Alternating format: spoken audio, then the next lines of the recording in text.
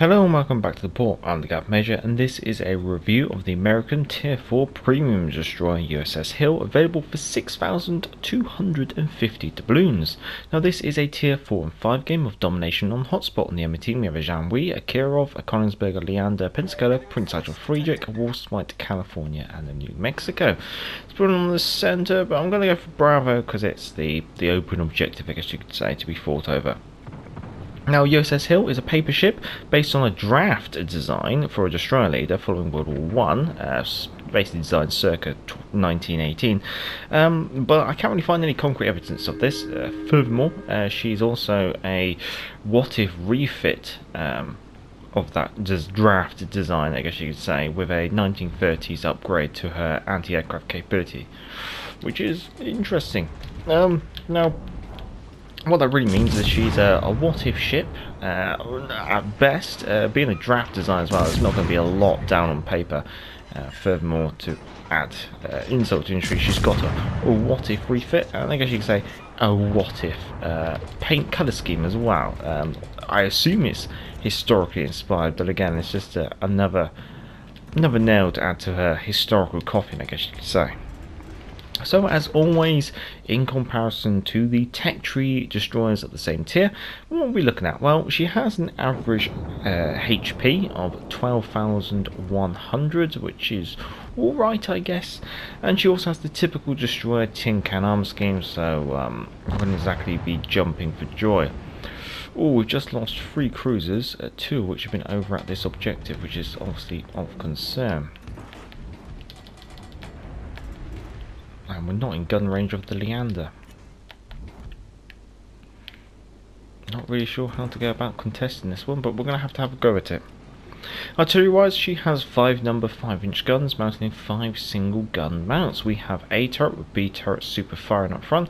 Then we have Y turret with X turret super firing at the rear. And furthermore, we have Q turret, which is mounted amidships between the 2 funnels. And we might be able to work the side of this Leander over for a little bit if we get the opportunity. At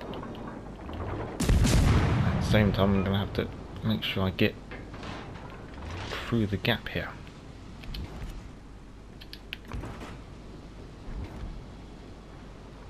Still spotted by the Warspite.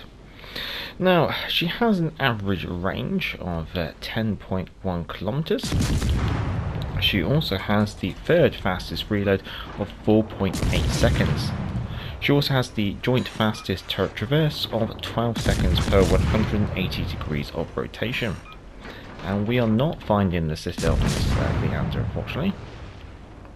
But we are mostly protected by this island.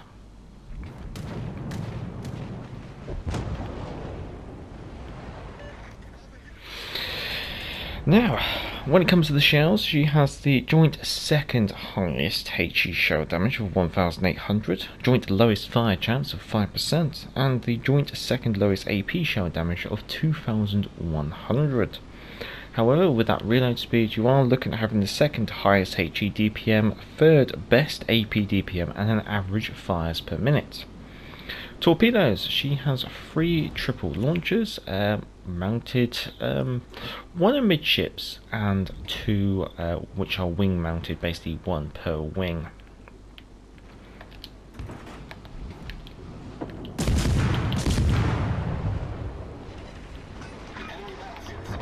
Woo, okay.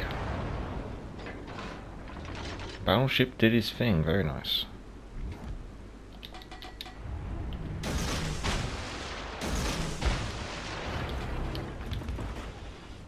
Generator started.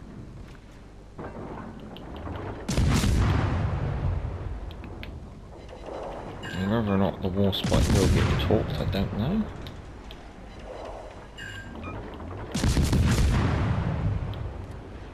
I think she is going to eat some torpedoes.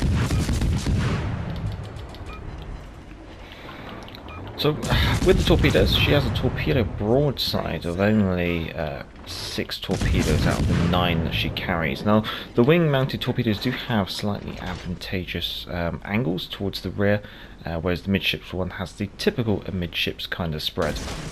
We'll just quickly flip it around here. We should be alright. Now, these torpedoes have the third fastest launcher reload of 66 seconds. Joint second lowest damage though of only 11,733. I would like to have some torpedoes now.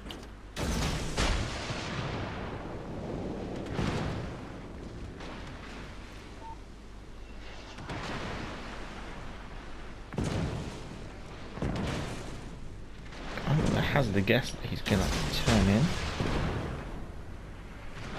Engine boost activated. And the secondaries on the Warspite really chewing me up. Problem solved, sir. And the Warspite didn't turn in.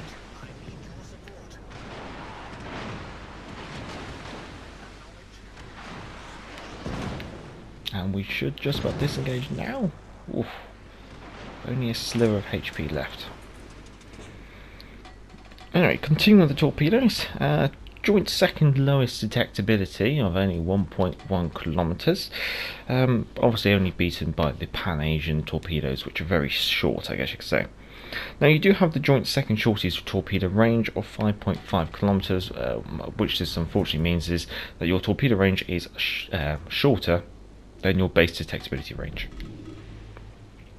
And also, they are the slowest torpedoes at the tier, only doing 56 knots, unfortunately. Now, what will the Warspite do? I think he might try and turn in. So we'll do that. Now, Maneuverability, she has the joint third fastest base speed of 37.5 knots.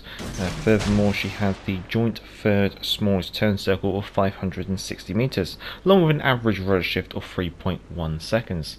And one thing to add, I kind of feel her acceleration is a bit poor. She can be a bit sluggish. Stopping and starting is one thing I've noted. Consumable wise, she has a joint second worst detectability of 6.2 kilometers by sea. She's also got a detectability of 3.1 kilometers by air and 2.3 kilometers when firing from smoke. And I managed to just about guess that torpedo correctly, which I'm not going to complain about. Now, Consumables, nothing special going on here. She has 2 engine boosts, which improve her engine speed by 8% for 120 seconds, which would take her base speed of 37.5 knots up to 40.5 knots.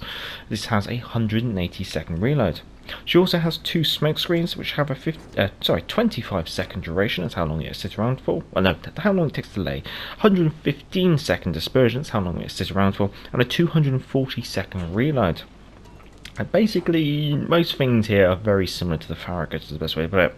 The only real benefits I can really see of her over the Farragut is her HP, I guess you could say, and the faster reloading torpedo launchers. Otherwise, it's a bit of a mixed bag of tricks, I guess you could say.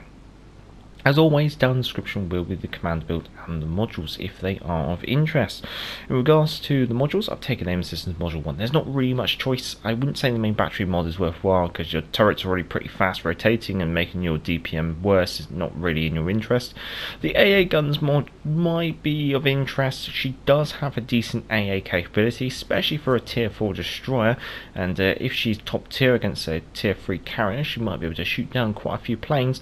However, improving your AA range for a destroyer obviously would basically improve the kind of detection of your destroyer to an enemy carrier. Basically, as soon as your guns start shooting at a carrier's aircraft, they're going to start flying at you. But the advantage is if you are going full AA build, a bit of range isn't too bad. That obviously means that more damage zone they have to keep flying through. Obviously, as a premium ship, she does come with a typical Type 9 permanent camouflage, and as I mentioned, this seems to be historically inspired, I guess you could say is the best way to put it. Well, that's the game all over and done with, so can't exactly complain too much there. We were on the losing flank, but thankfully all managed to come together at the end. We can skip this bit of campaign. We can look at 43,000 damage with 3 torpedo hits causing 2 floodings, along with 65 main battery hits which caused 2 fires, so we managed to not do too badly. 4 defender ribbons as well, and getting some spotting ribbons, which obviously always helps. Team results, third in the team, not going to complain about that really. And economy-wise, walking away with total profit 153,000 credits with a premium count. Obviously, ship service cost for a tier 4 premium here is only 16, but let's say 17,000 credits, so it's not really a lot there. So, thoughts?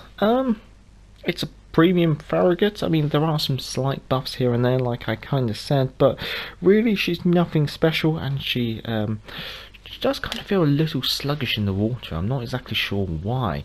But if you did enjoy this, obviously feel free to give it a thumbs up. Enjoy this content, feel free to subscribe. As this is a premium ship review, the patrons' names will be appearing on the end screen. If you'd like your name to appear there, or would like to support the channel as it is a non-monetized channel, the link to Patreon will be down in the description, alongside the modules used and the commander build used for this review. Until next time, I'm the Gav Major, and back to the board. Hey, hey, clear the way, here comes the galloping Major.